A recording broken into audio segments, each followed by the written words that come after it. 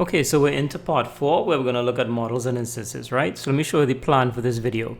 So I'm going to have ModSim with a single register 40,001 running, and I actually have that running right here, and it's on auto simulate. So this value is going to change every 2 seconds, and it's going to change between the range is 0 to 150. So it'll change between that range, generate random numbers between that range. Okay, so I have that running there, and then there's this file output.csv. So let me tell you what's going to happen with that. So we're going to configure HighByte Intelligence Hub, and we have to create an input connection that will read the register, right? We did this sort of thing in part 2 of this video series, so we'll just see it again. In addition to that, what we're going to do is create this. So a model, if you could think of models and instances, think of a blueprint of a house as opposed to the house itself. The model is the blueprint of the house, and the instance is the actual physical manifestation of that blueprint. So we create a model as a sort of a template, and then generate multiple instances, or even one instance in this case, of that model. When we're doing the model, you'll see that in addition to this single value, which will represent casing pressure that we looked at as an example in part 3, casing pressure, we're going to add some other attributes, something field, equipment, and units onto it to create a complex data type, right? So we're going to model the data, and we're going to use the data coming from the value coming from this holding register to sort of be one of the values or attributes in there, okay? Then we're going to create an output to the CSV file, and then we're going to create a flow. And what the flow will do, instead of taking data directly from the input, which is what happened in part 2, what is going to happen is that it's going to take it from the instance and push that to the output.csv file. All right, so let's go now to HighByte's Intelligence Hub. Let's start with the connection. All right, new connection, like before, ModSim 32. Next, and I'm going to select Modbus TCP, and since ModSim is on the same machine, 127.0.0.1, next, that's 1, submit. Okay, so I have that there, and then now inputs, I configure the input, a new input here. We're going to call that let's call it I guess CSP mod for Modbus CSP, right?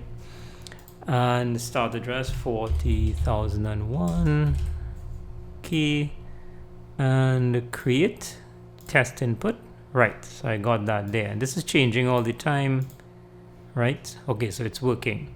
So I have my test input there, save.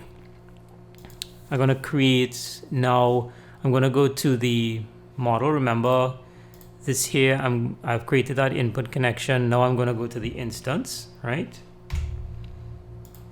And I'll create a model first, new model, and I'm going to call it, I'll call it just CSP, casing pressure, right? Actually, let's call it MDL CSP, so we know it's a model. Next, and I'm going to add attributes. So these are the attributes represent what makes up the individual things that make up the complex data type. So I'm going to put field, as in what field this well is in, as the casing pressure is coming from, and I'll put that as a string. New attribute, the equipment, right, which will be the well 359, string, new attribute. This will be our current value, okay, and I'm going to use int 16 for that. New attribute, and we're going to call this units, and that'll be a string as well. So now let's say all of them are required, okay, and submit. So now I have a model, okay. Now I have to create an instance of that model, which will be our live physical manifestation.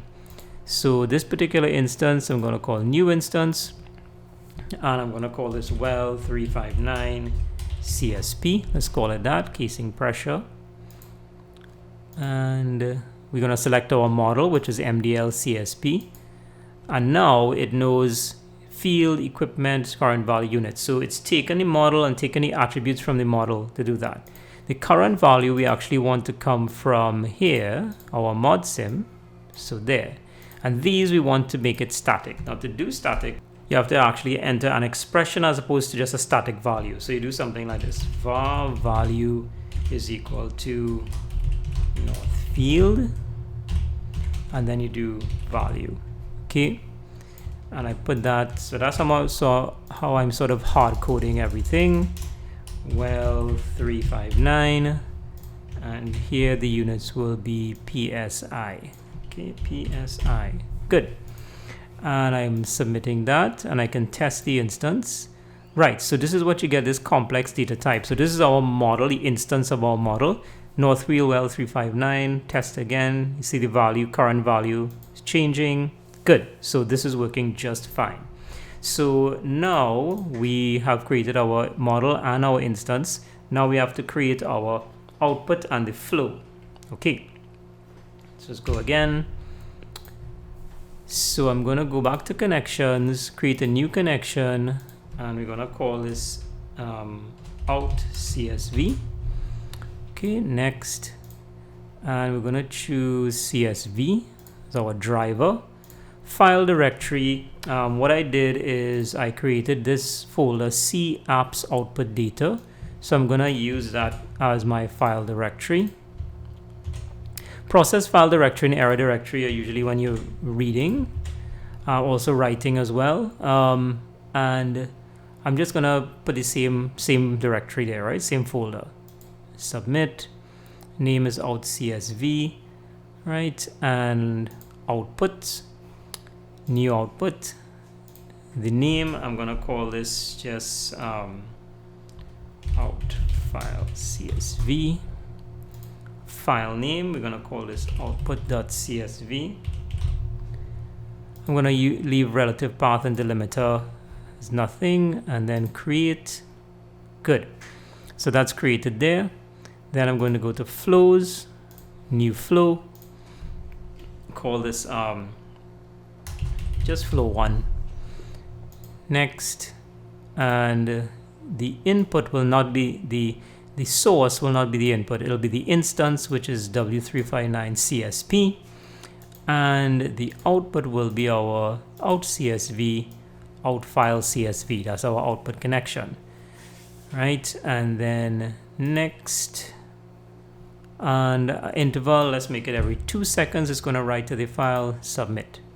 Okay, so that's our flow right there, and we can enable it. I'm just going to go back to connections, out CSV. Let me just look at some things here. Look at the output itself. Right, I'm gonna click create here, which is create the file if it's not there. Save. Flow, and let's enable it and save, and let's see what happens. All right, let's go back to our folder. There we go. We have this output.csv. And I'm going to open with Notepad+. There we go. So you see it's logging.